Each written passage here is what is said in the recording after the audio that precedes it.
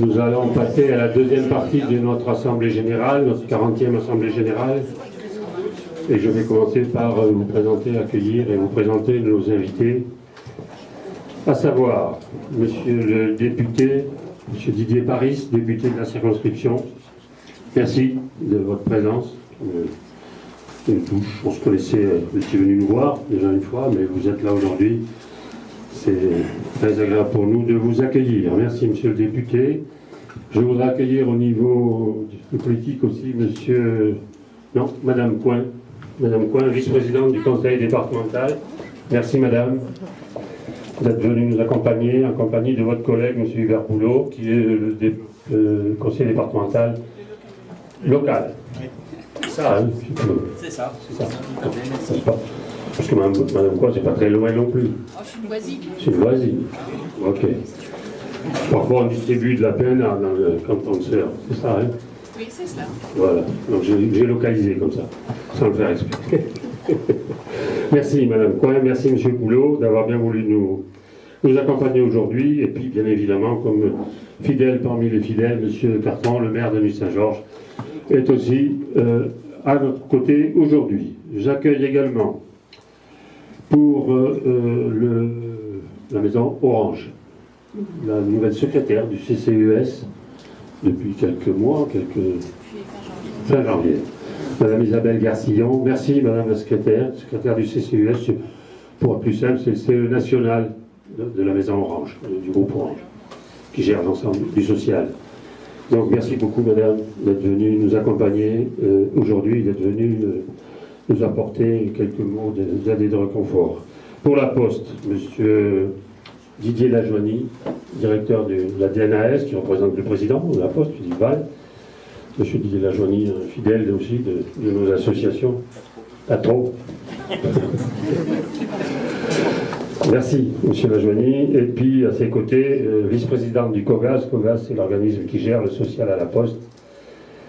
Madame la vice-présidente de ce COGAS, à savoir, j'ai perdu Véronique Grimaud, qui est là. Merci, alors je me permets de dire merci Véronique. Voilà. J'accueille aussi pour la Poste d'autres personnes qui sont venues nous rejoindre. Philippe Jeunet de la Banque Postale, merci Philippe. Et monsieur Communot, qui est aussi de la Banque Postale, qui est notre... la personne, vous avez vu les résultats qu'on a fait au niveau financier, c'est lui qui m'aide à avoir les 2000 € de résultats financiers des placements. Mais mis à part ça, c'est pas de sa faute. Mais c'est quelqu'un qui m'accompagne et qui m'aide beaucoup dans la gestion du patrimoine de la GEF. Merci, monsieur Communot, d'être venu nous rejoindre. Je voudrais excuser monsieur Coquelin, le représentant d'Orange, voilà, la direction des affaires sociales à Orange, qui n'a pas pu se libérer. J'accueille aussi comme responsable avec nous monsieur Claude Ostruy, le président de la FAGEV, l'association des parents. Merci Claude d'être venu là, mais bon, tu es là depuis déjà un moment, puisque tu es au conseil d'administration. Les collègues du groupement du GITCO, du groupement interparental associatif Côte d'Or et Saône-et-Loire. Je pense que les gens de la MEC sont là. Monsieur Monnier, le président, doit être là avec ses collègues. Merci, monsieur Monnier, d'être venu nous accompagner. Et bien évidemment, comme toujours, le président de la FEH, Hubert Letellier, que j'apprécie à mes côtés, ainsi que mon collègue et ami de la GEF du pays de Brive, Yves Michard. Merci à l'ATA d'être représenté par Alain Debery. Je pense que l'artisan, Madame Casal, est là. Elle est là. Merci Ginette. Elle n'est pas là, elle me fait signe, mais je la vois. Merci Ginette, artisan avec qui nous avons une relation très proche et puis régulière, ponctuelle, qui vient ici s'occuper de nos gens, de les faire travailler dans le domaine de la peinture. C'est quelque chose de très important pour nous. Donc merci beaucoup. En plus, elle a un document qui sort où vous verrez, il y a un article là-dessus sur l'accompagnement, la convention que nous avons avec la GEF et Artisa. Donc merci Ginette d'être venue aujourd'hui et puis de faire tout ce que tu fais pour la GEF tout au long de l'année. À l'UNAS, j'accueille Jean-Luc Bussino qui est là devant moi. Merci Jean-Luc, président national de cette association. peut-être M. Mascal aussi qui est là au niveau local. Merci. Et Philippe, il est là, Philippe Sébastien Non, je présente. Ok, d'accord, merci. Marie-Claude Vatman est là, comme d'habitude, pour l'ANR, enfin comme d'habitude souvent. Oui. Merci Marie-Claude d'être venue nous accompagner. Pour la PCLD, je pense que Nicole Carano représente la PCLD. Elle doit être là, je l'ai aperçu, Nicole, merci. Merci Monsieur Monseiller et Joël Dufou, collaboratrice, qui sont venus, le président national des donneurs de sang. Pour la mutuelle générale, M. Pourcault n'a pas pu venir, donc c'est Mme Kless qui, en local, est venue représenter la mutuelle générale qui n'a pas pu se libérer puisqu'ils ont leur assemblée générale en fin de semaine à Paris. Et pour la tutélaire, il y a Patrick qui n'est pas là, donc il n'y a personne, c'est pas grave. Mais ils ont aussi leur assemblée générale en fin de semaine à Saint-Brieuc, donc ça complique un peu les tâches. Pour Amitié PTT, le président Trémollier m'avait dit qu'il se faisait représenter par Dominique Ergotte, un local de l'association. Donc je ne sais pas si Dominique est arrivé, mais merci Dominique. Je voudrais remercier M. Patrick Durouvray, le directeur général de la CODEJ, qui aussi devient un des fidèles de nos associations, de notre association, et avec qui nous avons aussi des conventions en termes d'accompagnement des personnes en situation de handicap. M. Bost du Crédit Mutuel est aussi peut-être parmi nous. Merci, M. Bost. Voilà, j'ai fait le tour de tout ça, de toutes ces personnalités. Encore une fois, merci beaucoup. J'apprécie votre présence. Et avant de leur céder la parole à chacun d'entre eux, je vais d'abord commencer par moi, c'est-à-dire vous dire un petit mot. Un genre de petit rapport. Et je vais aller à la tribune.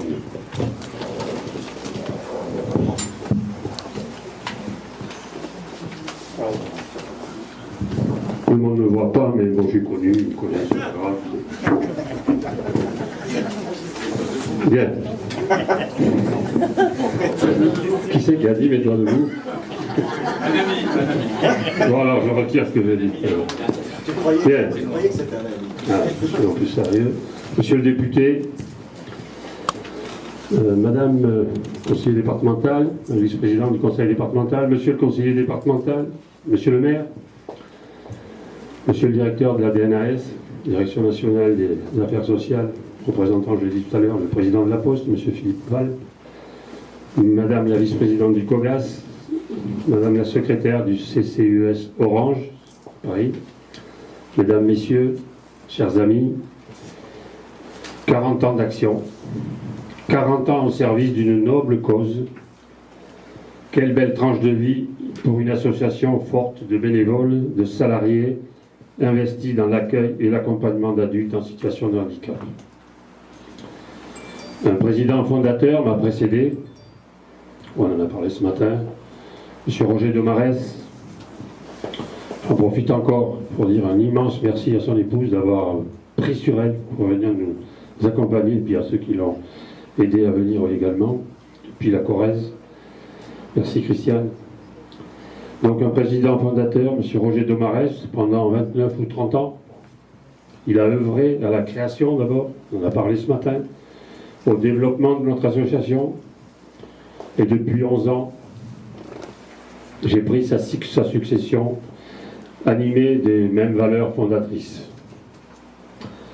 Depuis 40 ans, des dizaines d'adhérents, des bénévoles se sont mobilisés autour de nous.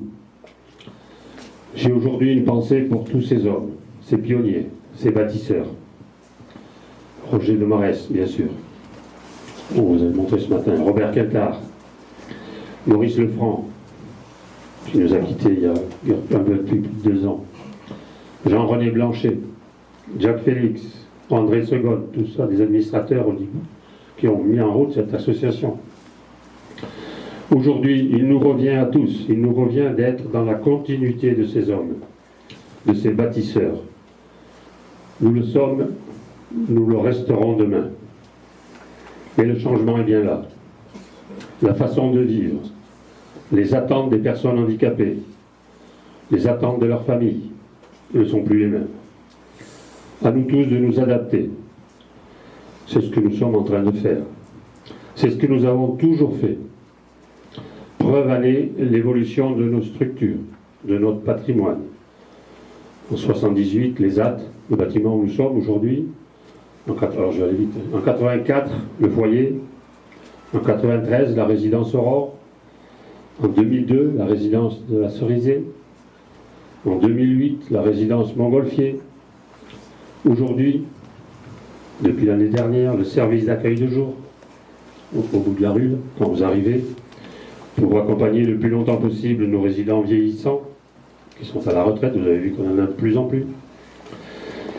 Évolution aussi dans les structures de nos ateliers. Nous sommes passés, alors ceux qui ont pu voir les photos en arrivant en bas, du dépoussiérage des sacs postaux, du démontage des téléphones, il y a 40 ans, à aujourd'hui une dizaine d'ateliers, tous plus performants les uns que les autres.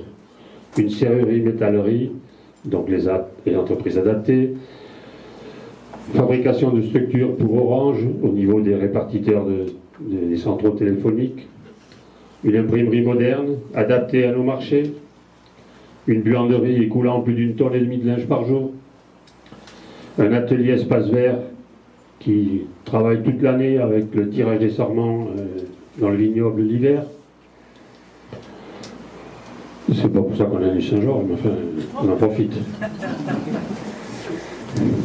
Une menuiserie aux réalisations de grande qualité. Vous avez vu la table qui était en bas, là, quand vous êtes, ceux qui ont pu voir, d'abord, le nombre de personnes qui parfois c'était un petit peu serré. Les ateliers Urgo, on a vu en première partie, les Urgo et PNA, qui sont de plus en plus performants, à une qualité de service irréprochable, sinon on ne conserverait pas ces marchés. L'entrepôt, formateur pour des personnes extérieures à la GEF qui viennent se former chez nous, qui montent la qualité de notre prestation. Et bien sûr, toutes les prestations externes que nous allons faire dans les différentes entreprises. Par contre, nous sommes et resterons toujours un lieu d'écoute des familles. Un terrain où doit s'exprimer dans les faits la convivialité de ce que réunit la cause du handicap.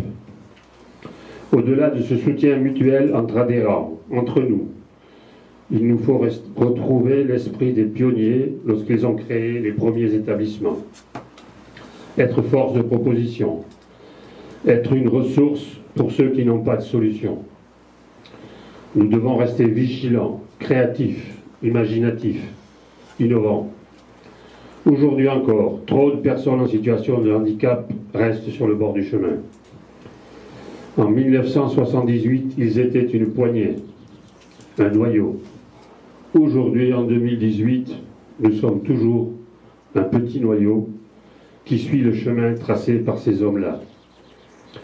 Parents de jeunes enfants, de jeunes adultes, nous avons besoin de vous, de votre engagement, d'un engagement véritable. Car c'est ensemble que nous construirons l'avenir de nos enfants. Bien sûr, il ne s'annonce pas toujours bien rose.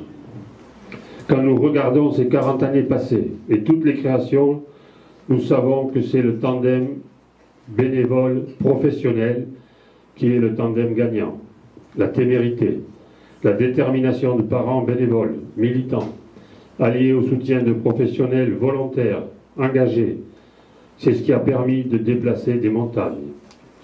Ensemble, ils ont créé, ils ont osé. Ensemble, nous continuerons à oser.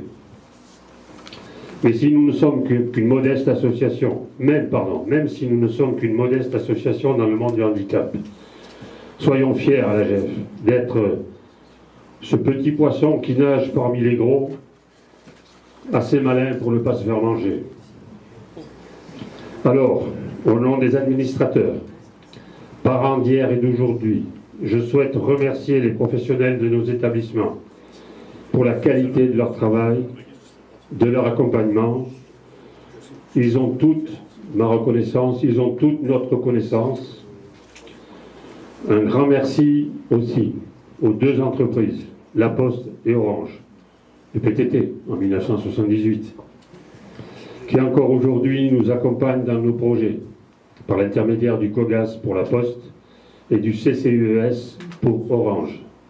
Sans vous, madame, sans vous, messieurs, mesdames, pardon, sans vous, monsieur, qui en êtes aujourd'hui les représentants, beaucoup de choses n'auraient pas été possibles. la rue que vous venez de prendre, qui s'appelle la rue Philippe Lebon, et qui depuis hier, on va l'appeler la rue de la Gef. Alors, C'est quand même beaucoup moins joli que Philippe Lebon. ouais, ok, bon alors, mais c'est quand même la rue de la Gef. Et pour l'appeler rue Jean-Claude No, faut attendre encore un peu. Oui, ça c'est bien. Ah oui. Attendez. C'était bien tenté, comme dit. Attendez. Cette rue ne serait pas devenue ce qu'elle est aujourd'hui. Il n'y a plus qu'un fromager, vous l'avez vu, mais à part lui, nous sommes bien seuls et nous en sommes fiers dans cette rue. Merci à la mairie de Nuit-Saint-Georges. Écoutez-moi, monsieur le maire. Merci à la mairie de Nuit-Saint-Georges. Aujourd'hui, représenté par monsieur Cartron, ville qui depuis 40 ans nous a accompagnés, jamais oubliés, qui a souvent facilité nos projets. Bref, une ville qui nous écoute et parfois nous entend. Merci à mes collègues de la FEH, association mère, merci à la GEF du Pays de Brive, association sœur, avec lesquelles nous travaillons en équipe, dans l'intérêt de tous. Enfin, un grand merci également à vous, élus, personnel du conseil départemental, l'ARS, qui nous avez écoutés, conseillés, aidés. L'histoire de la GEF de Nuit-Saint-Georges, c'est la lente montée des personnes en situation de handicap, des personnes porteuses de handicap, vers l'autonomie, vers la vie affective, vers la professionnalisation de leur vie au travail. Alors, mesdames et messieurs, longue vie encore, grâce à vous tous, à la GEF de Nuit-Saint-Georges. Et j'ose vous dire, rendez-vous en 2028 pour fêter les 50 ans de la GEF de Nuit-Saint-Georges. Que vive la GEF de Nuit-Saint-Georges.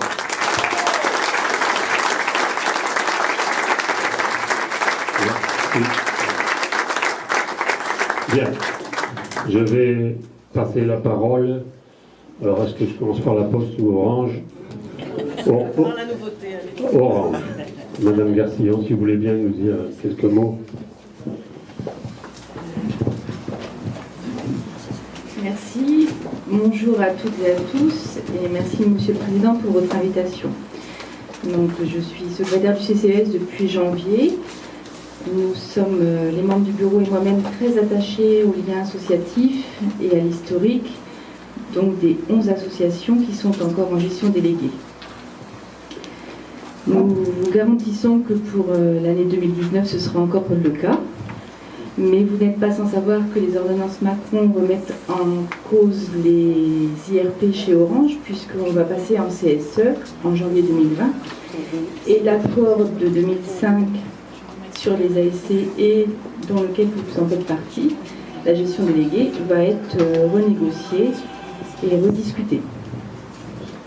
Donc toutes les associations sont inquiètes. Sachez que nous ferons le maximum pour que ça perdure et que ces subventions continuent d'exister.